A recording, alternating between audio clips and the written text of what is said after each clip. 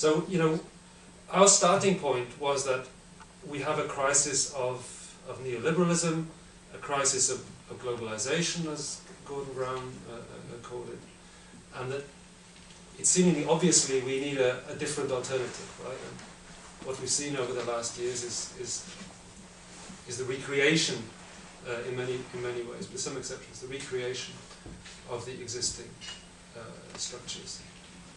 Okay. Should I just check that everybody's following, or do you think? You can understand it, can everybody else?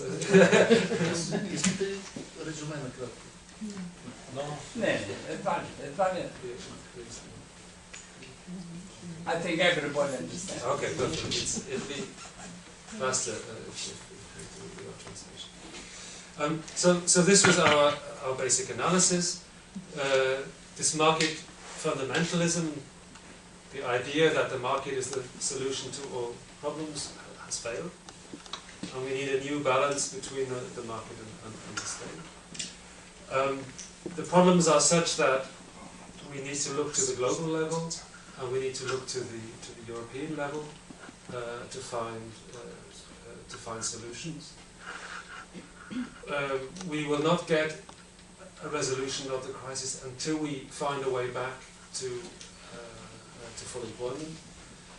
We had a massive rise in unemployment, you know, across the developed world in the crisis, and that's a precondition for a new effective model. We need to rein in the excesses of the financial sector. We need to avoid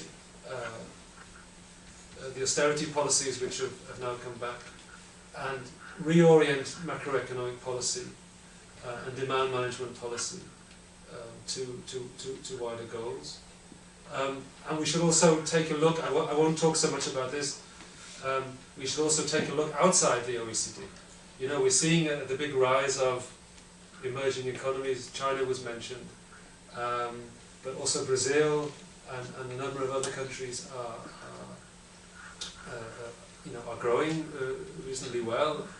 Brazil stopped actually, but it has useful policy. We have an interesting paper here, a book on Brazil and the way that inequalities have been reduced in the country. But I won't talk about that.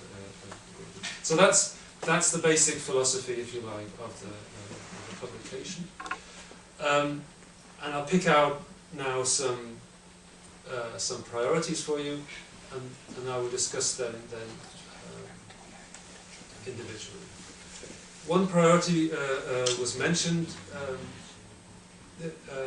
the role of economic growth. How important is economic growth for a new growth model? Well, it sounds a bit paradoxical. Obviously, you need growth to have a growth model, or we should change the name of what we're proposing. But we have, I think, a nuanced view. The view is that yes, we do need growth. We need growth to raise employment.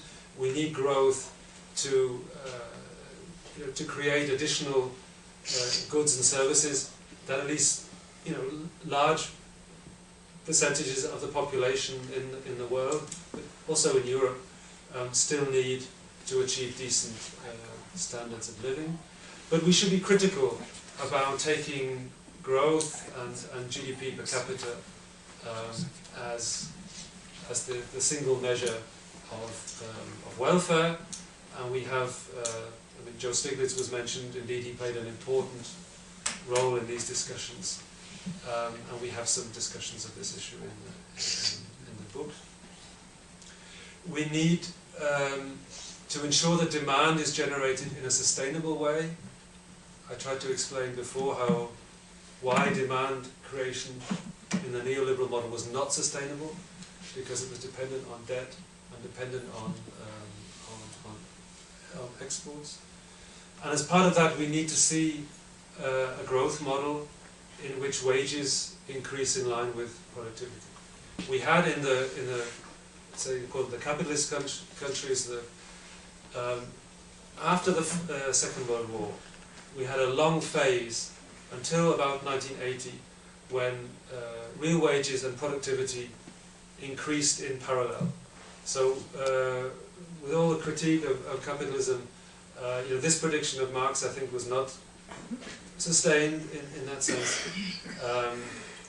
Workers' incomes did increase, workers' wages did increase in line with productivity, and this enabled workers to purchase the additional goods that were produced, and we stopped the sort of accumulation crises, not stopped, but largely avoided the accumulation crises that had characterized the previous period. And that stopped actually in the 1980s, particularly in the US, but also in some other countries. So that's key to stable demand growth.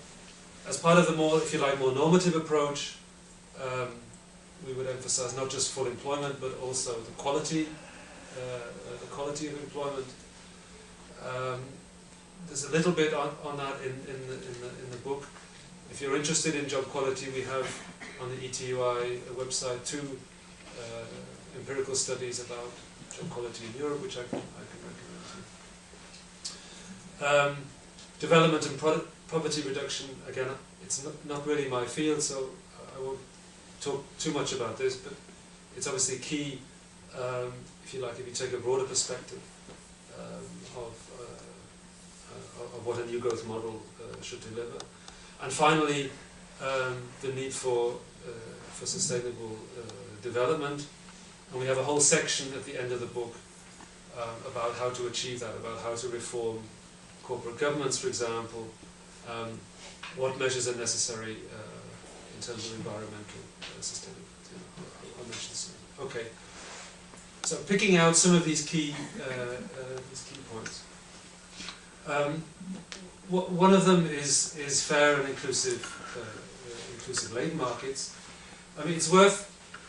I mean, some big international organisations, have a reputation of being very close to this neoliberal consensus, and the OECD, I think, is clearly one of them. But already in 2006, so before the crisis, the OECD was making statements about growth models, which actually you could read as being quite progressive.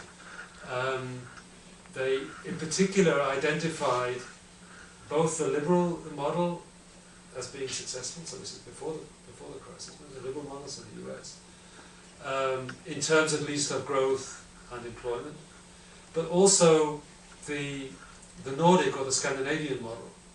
And if they looked at the data very carefully, and you see that particularly these countries, have strong labour market institutions, have a lot of redistribution via the taxation system, they have strong welfare states, they have low inequality.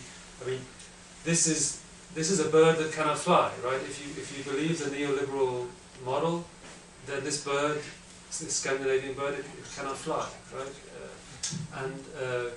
Even the OECD, before the crisis, was forced to accept that this was actually a successful model. So I think that's an important point.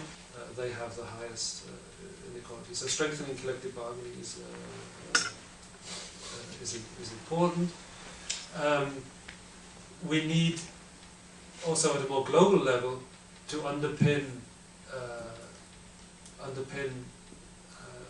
labour markets also in, let's say, poorer countries, also outside Europe, and core labour standards, the ILO's core labour standards, are one way to do that, to take certain elements, obviously things like child labour, outside of competition, to prevent these being used by capital as a bargaining